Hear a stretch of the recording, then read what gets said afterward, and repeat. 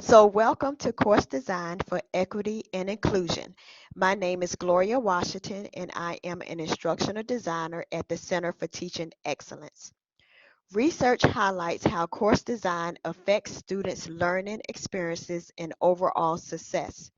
When it comes to course design for equity and inclusion, the goals are to establish a learning environment that not only provides all students in the course with equal opportunities to participate in learning, but also to give all students the resources and support they may need to succeed in the course.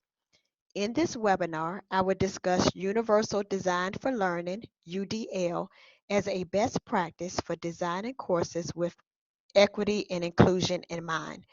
You will have the opportunity to share how you can implement at least one strategy. This presentation may contain materials which have been used under license or for educational purposes. So, why does equity and inclusion matter in course design? Because all students benefit from an environment where equity and inclusion comes first. So let's consider curve cuts as an analogy. Curve cuts, those places on the curves that slope down so that someone who is in a wheelchair can easily get onto the sidewalk. But I'm sure you have taken advantage of these curve cuts too. Maybe while riding a bike, pushing a stroller, or simply just to keep from stepping up onto the curve. Diverse forms of course content, engagement and interaction, and assessments provide increased learning autonomy and choice. When you design a course with equity and inclusion, you create learning environments where all students feel valued and have equal access to learning. By leveraging pedagogy, best practices for course design, development, and delivery, and the right tools and technology, you can move towards equity and inclusion. So let's take a look at universal design for learning.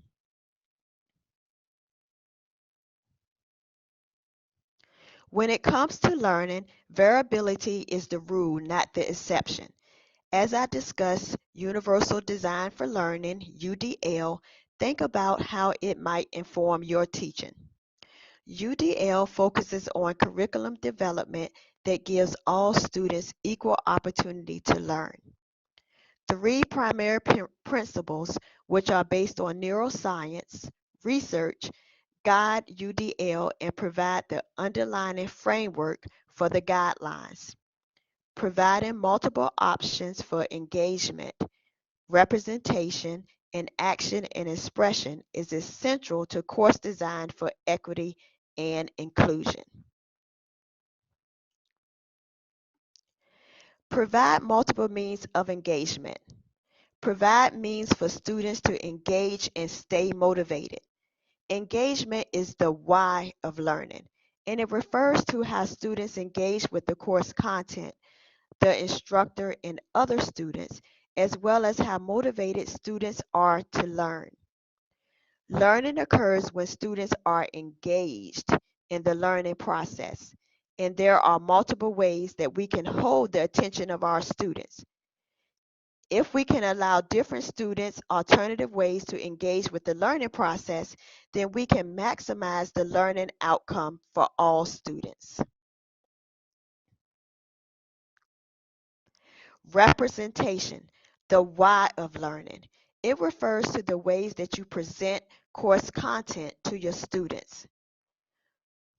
It is best practice to present information and content in different ways.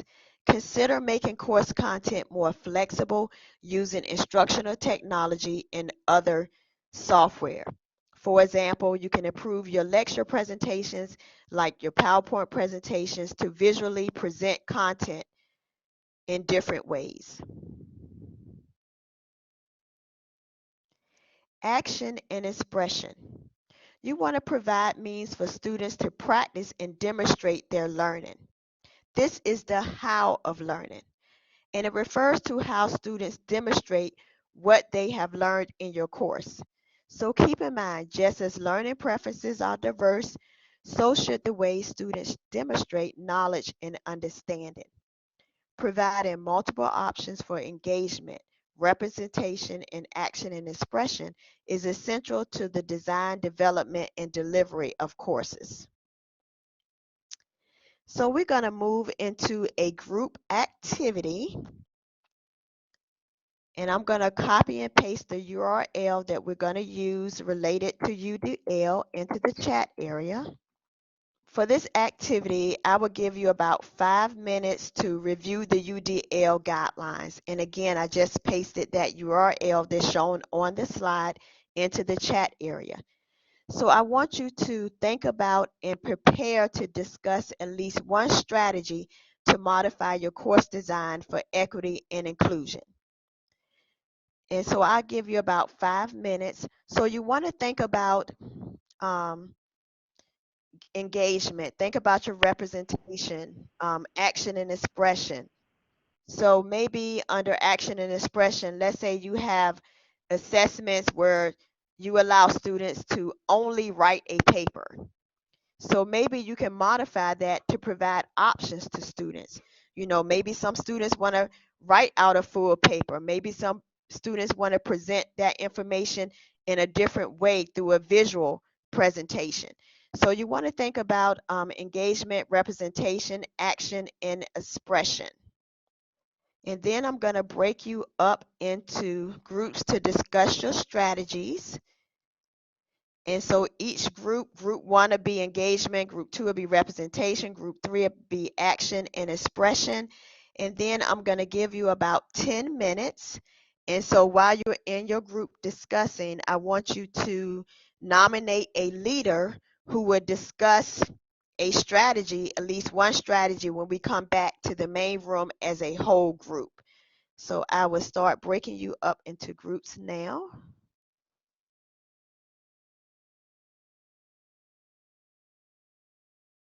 So hopefully you had time to do some discussion, some chatting about providing multiple means of engagement, representation, action, and expression. And so now we'll start with group one. So if the leader for group one, feel free to click the microphone, and if you can just share with the whole group some of your discussion, one strategy maybe you guys came up with or you discussed in your group. Thank you.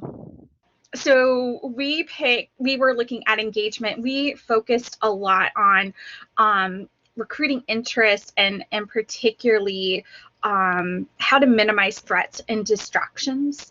So we talked about various ways that we could do that. So we talked about making sure that there's an established routine, but occasionally going off of that routine, but needing to be transparent about, you know, what we're doing, how we're going to do it, and why we're going to do it. That way we keep that interest going. But there's still that sense of students coming into the classroom, whether it's face-to-face or remotely, and knowing what's going on. Annie shared that she is able to live stream her lectures, and so that way she can have students come in from any place, and she's going to encourage that. And I thought that was really awesome. And then we talked about other ways that we could reduce threats that affect students with disabilities and other kinds of barriers. So we talked about ways to minimize or get rid of attendance policies, to change our thinking about the way we engage its participation, and also allowing more opportunities to turn writing projects into oral projects, or to allow that as another modality for doing their projects. I think that's it. Oh, great. Thank you so much for sharing that. And what about group number two, representation? But so we talked about different ways of presenting information. So things like guided worksheets where maybe you're doing videos and also maybe brief interviews. Tim, you talked about bringing in like visual representation. So like in your crim class, if you're talking about differences in like powder cocaine and crack cocaine, you're actually bringing in, obviously not examples of drugs, but bringing in examples of size differences just so they can see something, kind of visualize it in terms of sentencing disparities so they have a better idea. I talked about some of the things where I was trying to link some of like what we're doing to our larger discipline, just kind of slowing down and asking questions like, how does this relate to sociology? Just being aware of my own Eurocentric background in terms of my language, so not just being aware of like sociological jargon or making sure our students understand what I'm talking about with concepts, just being aware of my own educational background difference. So if I'm using a word like juxtapose, that I explain what that means, or just being more mindful of that. If anybody else would like to chime in, that would be great. Sure, I'll add, thank you so much. I'll add something really quickly. So I'm at the medical school, so we're not, I mean, we're a little different, but we're still under the same umbrella. And one of the things that we're doing here is adding more images of different skin tones of diseases, making sure that all races are covered when we're talking about different diseases. And also we're thinking about having a universal glossary of terms that we can use across the medical school as we teach all of our different students, different things about different people. Oh, great. That's a good idea.